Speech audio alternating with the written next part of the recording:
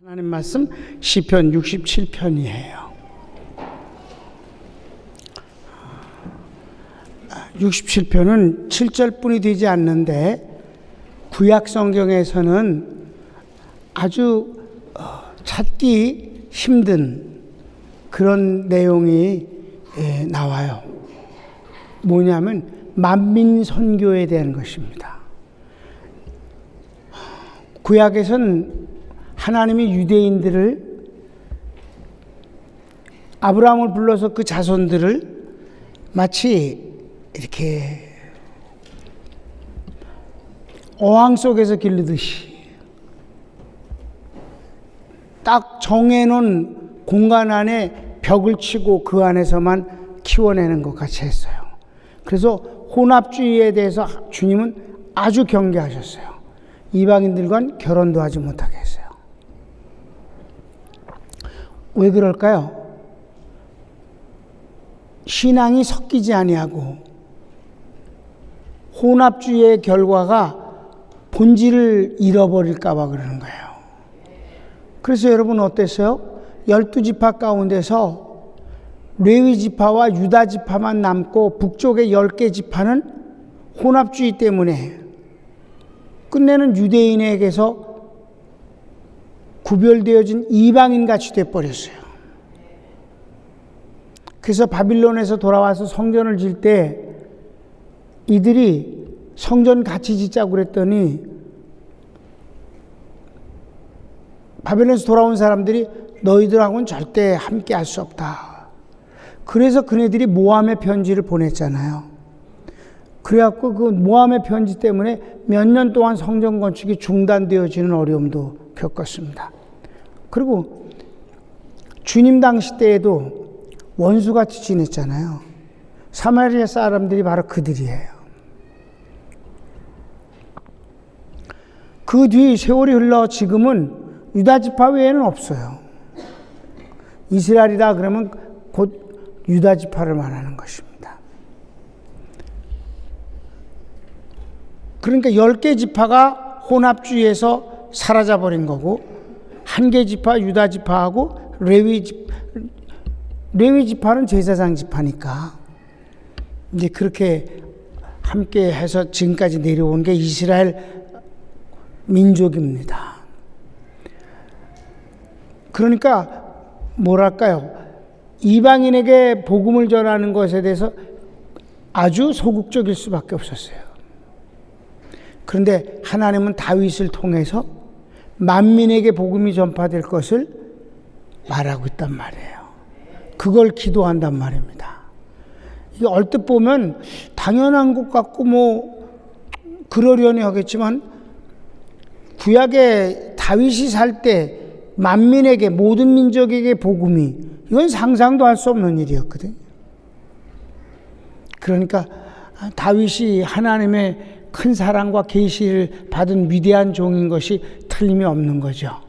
그런 측면에서 보면 이 말씀이 굉장한 시다. 그리고 모든 민족에게 복음이 전파된 뒤, 그 뒤 천년 왕국을 우리가 상상할 수 있는 그런 세계를 마지막 기록하고 있어요. 그건 반드시 내 생각엔 그것을 천년 왕국이라고 볼 수 있는 것이에요. 근데 여러분, 여기서 이 말씀을 이제 연상적으로 봤었을 때 미국이 전 세계의 복음을 전하기 위해서 선교사들을 파송했어요. 물론 캐나다도 마찬가지였습니다. 애를 썼습니다만은 그래도 한국에는 미국에 있는 선교사 가운데서 아주 복음주의적인 선교사가 온 곳이 복이에요. 여러분, 그게 얼마나 큰 차이인지 몰라요. 같은 때에 우리보다 먼저 선교사들이 간 곳이 일본과 대만인데 그네들은 한국에 온 언더우드 같은, 아펜젤러 같은 이런 좋은 선교사들이 아니에요. 소셜 가스프리라고 해서 사회복음주의자들이 들어가서 뭐 근사의 말은 불쌍한 이웃들 돌아봐주고 가난한 사람들에게 먹을 것, 물론 가난한 사람에게 먹을 것을 주는 건 중요한 선교의 한 일환이지만 그게 우선이 될 수는 없는 거예요. 예수님이 우선이 되어야 되고 구원이 우선되어야 되는 것이잖아요. 그래서 세월이 흘렀을 때 어떻게 됐어요? 한국과 대만과 일본을 생각해 보세요. 그네들은 기독교가 아주 미미합니다.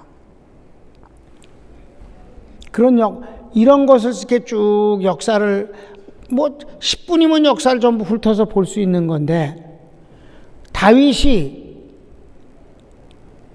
마지막 때에 이 복음이 전 세계 모든 민족에 전파되는 데 있어서 현실적으로 해서 미국과 카나다 가는 데가 가장 많이 역사했는데, 여러분 놀라웠게도 이 동양의 반토막난 위쪽에는 하나님을 반대하는 공산주의가 있고 독재주의가 있고 예수 믿는 사람을 전부 죽이고 하는 그런 곳이 있는가 하면, 밑에 있는 이 조그만 나라가 전 세계에 선교사를 27,000명을 내보내서 전 세계를 커버하고 있다. 옛날에 미국이 하던 일보다 더 큰 일을 지금 하고 있다는 사실입니다. 정말 여러분이 현장을 가봐요. 그래서 내가 그런 거예요. 이번에 태국에 우리 저기 가잖아요. 단기 선교 가지. 나는 좀 더 많은 분들이 갔으면 좋겠어. 아니 어른도 받아준다며. 내가 그래서 장로님 보고도 갔다 오려고. 아니 담임 목사가 전 세계를 선교하는데 여러분들이 갔다 온 그 다음 주에 내가 거기 가서 그 현지 목사들 세미나를 거기서 해요. 신학교도 강의 한번 하고. 그러니까 한 번쯤 가서 이렇게 느끼고 오는 것도 중요하지. 정말 전 세계의 선교를 대한민국이 이걸 담당하고 있다. 가슴 벅찬 일이에요. 근데 그런 가운데서 우리 교회가 정말 중심에서 정말 맨 앞장에서 달려가면서 하고 있다는 일이 너무 감사하지 않아요? 그런 생각을 하면서 67편을 이제 봅시다. 자, 다 같이 1절부터 읽겠습니다. 시작. 하나님은 우리를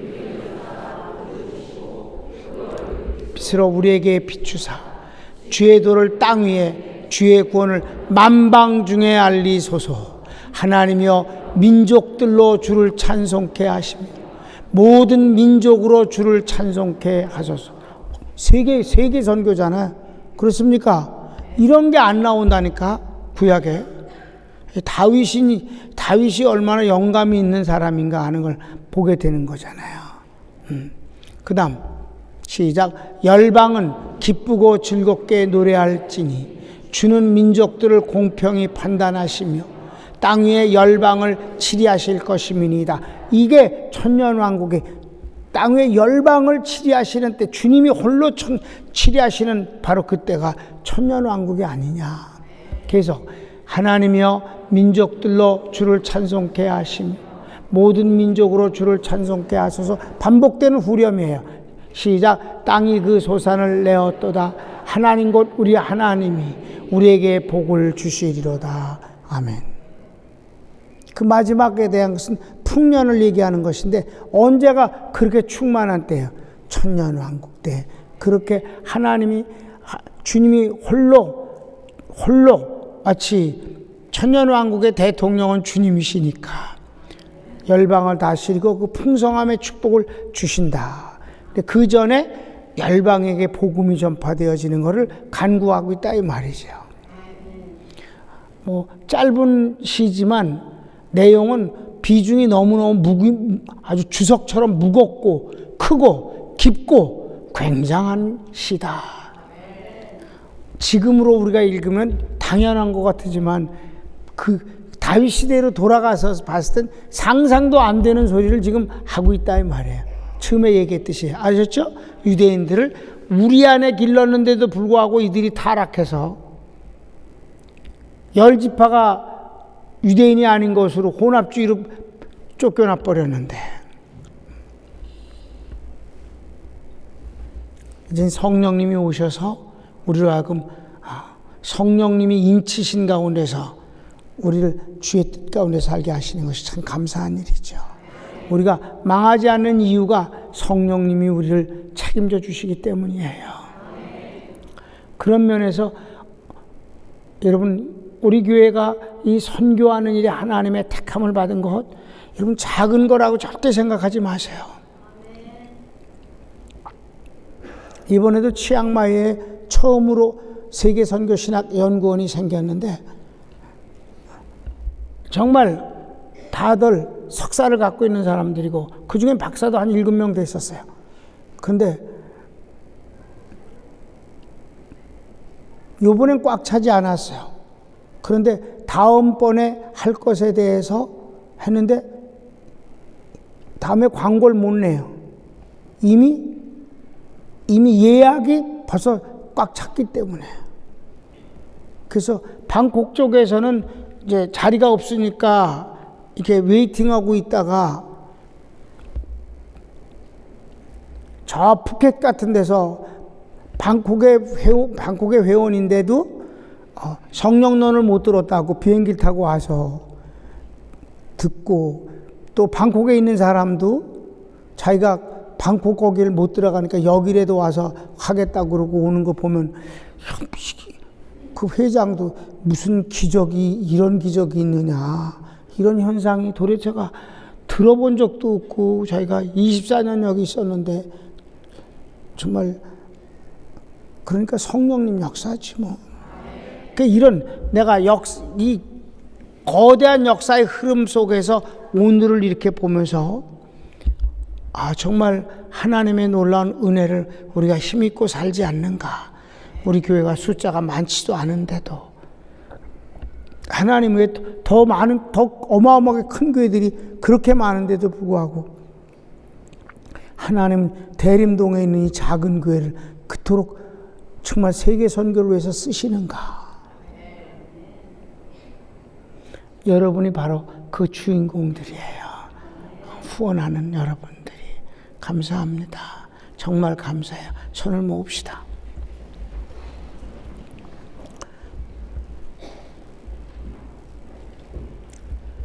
내가 하나님 앞에서 복음을 전하면서 과장이나 거짓말을 하면은 그것보다 어리석은 바보가 없는데 뭐하러 그렇게 하겠습니까? 나도 계획에도 없었고 상상도 안 됐던 일이 하나님이 그 일을 하고 계시는 것 때문에 여러분이 듣고 놀랍니까? 아니요, 내가 놀랍니다. 하나님이 하시는 일 때문에 내가 매번 놀랍니다.